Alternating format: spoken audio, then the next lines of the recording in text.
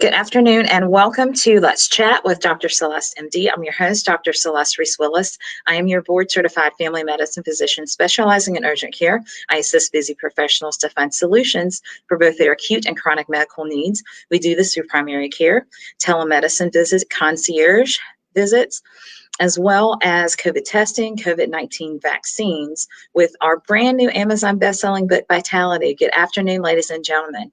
So today's topic, we want to talk about Alzheimer's dementia.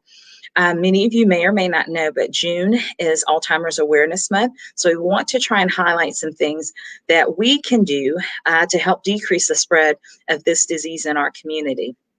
So part of doing that, one of the main things that's important with doing that is, first of all, we've got to know what it is. We've got to know what symptoms to look out for, what things should we look out for, whether it's us or whether it's someone that we love and care about. For those of you that don't know, there's a lot of confusion that occurs at times between Alzheimer's and dementia. Some people use those words interchangeably. Alzheimer's is a progressive form of dementia. Dementia is a broader term for conditions that are caused by brain injuries or brain diseases that negatively affect memory, thinking, and behavior. Symptoms such as forgetfulness, confusion, things of that nature. Most of the time, Alzheimer's is something that is diagnosed in people that are greater than 65 years old. It can appear, though, however, in patients in their 40s and 50s. So that's all the more reason to make sure that we know about it, make sure that we are able to identify some of the starting symptoms so that we can hopefully catch it early. As we said earlier, it's a progressive disease process. So if we catch it early, we hope to be able to use some treatments and modalities to help prevent its progression. I know that there was recently, just a couple weeks ago, a new drug that was approved by the FDA, which we hope will be of benefit to this disease process. So let's talk about some of the risk factors. So what puts you at risk for getting Alzheimer's dementia? The first is going to be your age. Being greater than 65 years old or older puts you at risk for having Alzheimer's. Again, it can present in patients in their 40s and 50s, but most commonly in patients over 65 years old. Family history is huge here. So if you have an immediate family member that has Alzheimer's dementia, that means that you are more at risk. That means that this information hopefully will be helpful to you, that these are things that you should watch out for. And, or if you have other family members, let's say it's a spouse that has family history of it, these are the things that you're going to want to kind of look out for, okay? Thirdly, there is a genetic component that definitely has been linked to Alzheimer's. So if you have it in your family, definitely want to make sure that you listen up. Alzheimer's dementia is the 6th most common cause of death in the United States in adults. They actually did a study in 2010 that looked at, okay, how many people in America at this point are diagnosed with Alzheimer's dementia? In 2010, the study showed 4.7 million people positive with Alzheimer's. Well, they're predicting, unfortunately, by the year 2050, that number will triple and be about 13.8 million. That is a lot. So that gives us a lot of room. It's 2021 now to hopefully do some things to capture that so that we decrease the risk of the spread of this disease process in our community. So let's talk about some of the symptoms. How do we tell what it is? Most common symptom that people have is memory loss. But specifically with Alzheimer's dementia, it's memory loss that affects their daily activities. So it's going to affect their daily activities. Like, I'll give you an example, their inability to keep an appointment. Let's say they forget, they make an appointment at the doctor's office, at the dentist, etc. Inability to keep an appointment. In addition to that, another symptom is trouble with familiar tasks, such as using a microwave. That's not something that someone generally in this day would forget, but trouble with familiar tasks like using the microwave, brushing your teeth, doing things with your car, difficulties with problem solving, trouble with speech or writing, showing decreased judgment, okay? Disoriented about times and places, that's a big one. Decreased personal hygiene, and then mood and personality changes, okay? Now, I do want to, there's one symptom we're going to talk about last that I do want to impress upon you a little bit, because sometimes in the process, and depending on the family dynamics, this particular symptom can be lost in a frustration in dealing with someone that's suffering with early stages of Alzheimer's dementia, and that is withdrawal from family and friends.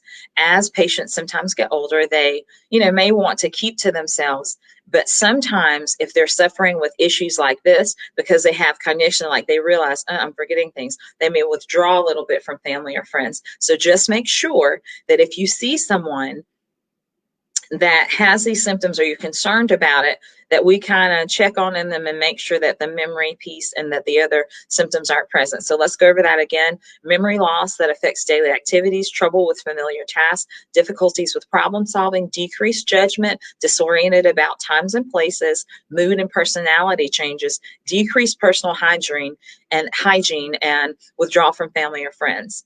So that's what it is. There are varying stages of Alzheimer's dementia again, so that it is a progressive disease process. So it's going to progress through those stages, sometimes more rapidly than others. But what is very important is that if you can catch it early, you can do better by the patient.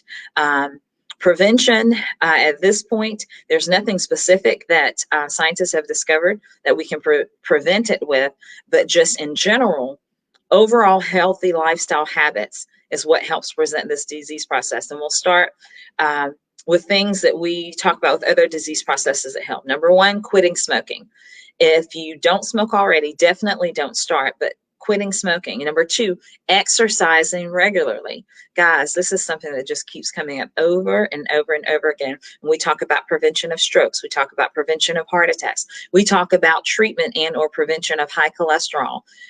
We talk about diabetes. Exercise is something that should be a part of everyone's daily process to the extent that you can do it without harming yourself or have other disease processes. It causes you to get good cardiac conditioning of your heart, and therefore that affects your blood flow, affects all the organs of your body function better. And someone that exercises and is getting really good blood flow because they're exercising regularly. In addition to that, you can do cognitive training exercises. These are little brain kind of training exercises that you do with your brain to help keep it working. Following a plant-based diet, using more of a plant-based diet, scientists have suggested, can help with prevention of Alzheimer's dementia. That hasn't been proven, but something that has been encouraged to do so. Consuming more antioxidants. Antioxidants are things that help to fight off the free radical. So we want to make sure that we consume more antioxidants. And then lastly, maintaining an active social life. If you're someone that's older and dealing with memory issues or things, and you maintain an active social life, right? And you've seen it or heard it talked about before, that when people retire, for example, like when a lot of people retire, they want to find another job, something to help keep them busy. And you've heard it said time and time again. So this keeping them busy is also helping to keep their brain working and functioning, etc. Right? So that's something that can help in that particular part of things. So the things we're going to remember, 5 tips we're going to remember to help prevent it, or that scientists look at and say, hey, people that do these things are less likely to suffer with Alzheimer's dementia. Again, quitting smoking. We're going to exercise regularly. In addition to that, the cognitive training exercises, follow a plant-based diet as much as you can, consume antioxidants, and maintaining an active social life.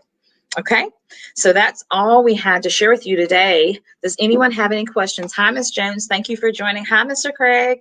Thank you for joining. And hey, Pretty Barbie, thank you for joining. Oh, she's fully vaccinated. Congratulations. So happy for you. Congratulations to you to help protect your family and your community and decrease the likely spread of COVID-19, which is very much important right now, guys. Let's continue to be vigilant as you leave your home. Even if you're fully vaccinated, I encourage you to still take that mask with you in case that you are in a position where you feel like you need to use it. And for those people that are fully vaccinated, I encourage you to make sure that you're fully vaccinated so you're protected, but just make sure that you consider situations wherein if you're going inside somewhere and you're going to be around a lot of people, let's say if it's a bar or a crowded venue or something like that, you might want to consider still masking up. If you're not vaccinated, definitely, please, please, please wear your mask. continue to practice all the things that we practiced. We started practicing a year ago to help keep us all healthy so that we hopefully will not have much more spread of this variant in our community. Does anyone have any questions? Hey, Stacy, how are you? Thank you for tuning in. Thank you, Ms. Jones. Thank you so much. I hope this information has been helpful to you. One of the things I want to say also is that, this is primarily in people 65 and older, but we have seen patients that present younger. So if you have a spouse or a friend or someone that starts to exhibit these symptoms and you have concern for it, the main thing about Alzheimer's dementia is that if you feel like your loved one has it or you're exhibiting those symptoms, getting an evaluation by your physician is the most important thing that you can do as quickly as possible to diagnose it early if it's that, so that there are medications, different treatment modalities that we have available at this point to help and prevent the degradation and that patient continuing to go through those stages. So early diagnosis, very, very important. Prevention, of course, we love preventative measures and talks, and we always try to encourage that. But those things are very, very, very beneficial for you to do and to try to do to prevent yourself or a loved one from having this. So share this information with them. All right. So I hope everyone has a happy Friday. Just hopped on to share about awareness. We will see you on Sunday for Facebook Live. If you have questions, if you have any health questions, please join us also every Monday morning at 6:30 a.m. We're partnering with CBS 42 News to provide you with a segment called House Calls. CBS 42 News. It's Monday morning every 6:30 a.m.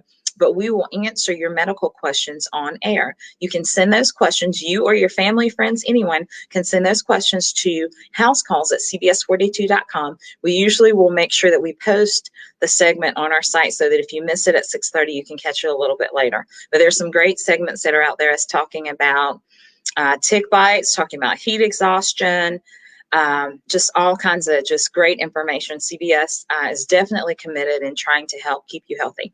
So we appreciate all of you that are following us and joining, and give us those great questions, and we'll love to answer more questions, and we'll continue to provide you with these little segments that hopefully is helpful for you or someone in your family, and we hopefully have helped someone. Okay? I hope everyone has a great Friday. Please continue to mask up when needed and stay safe. Bye-bye.